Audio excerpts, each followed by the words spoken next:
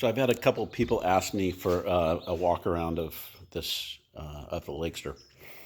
We'll start at the back. Winner's quick change.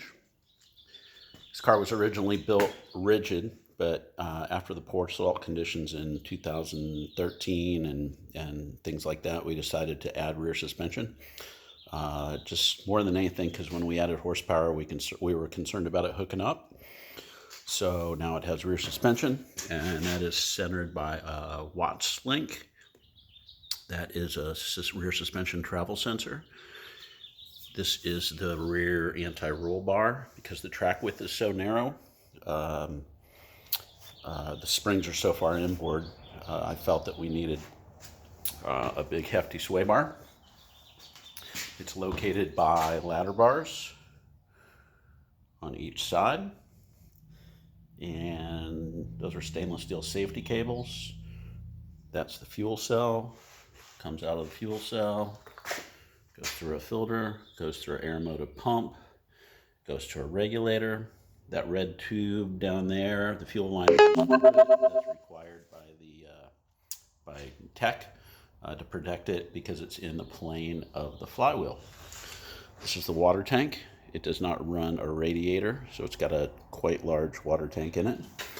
Transmission is a Jericho air-shifted 5-speed, which I'll show you here in a sec.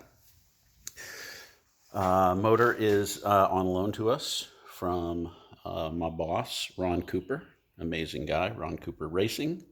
Was built by Ferguson's down in Los Angeles. Makes 556 horsepower on gasoline with 10 pounds of boost. Very mild build, built for doing laps and reliability. These are all the connections for the data. I've got 14 channels of data, which I'll show you some of those.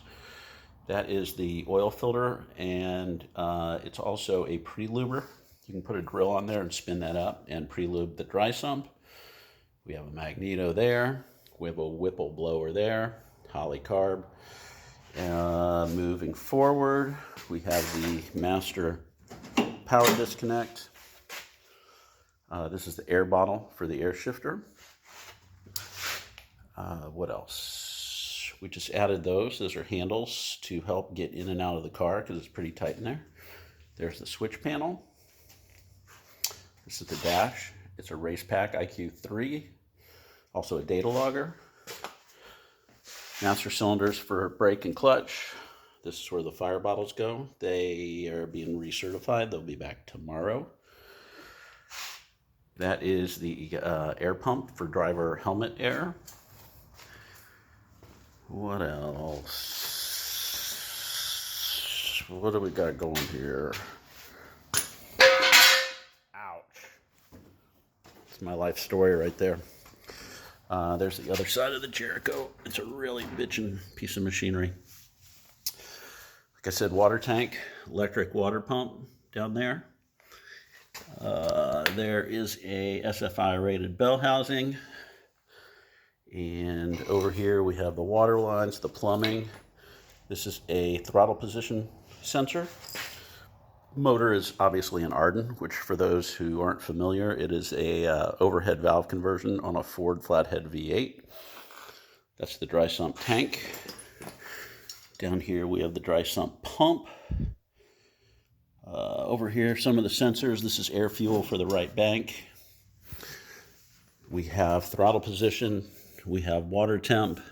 We have oil pressure. We have boost pressure. We have fuel pressure. Rear shock travel.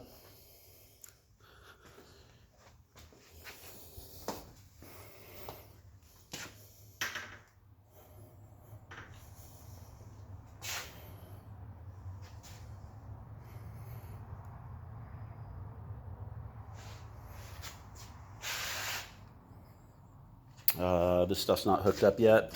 This is we have a GPS speedometer.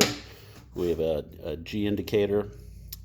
We have this is the sender for the module for that stuff. Fire pole 1, fire pole 2. So the chute release.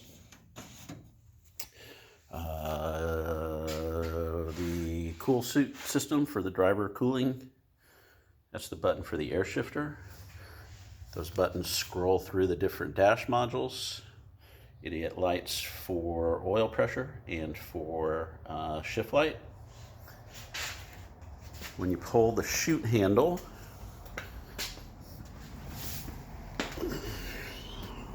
the cable pulls through here. That opens the chute door. The chute is spring loaded, pops out. What else?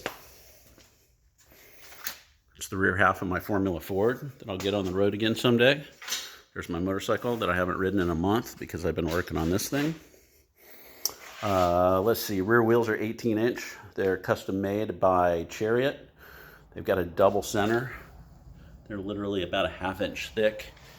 And the tires are speed rated Dunlop vintage racing. Tall and skinny, but speed rated.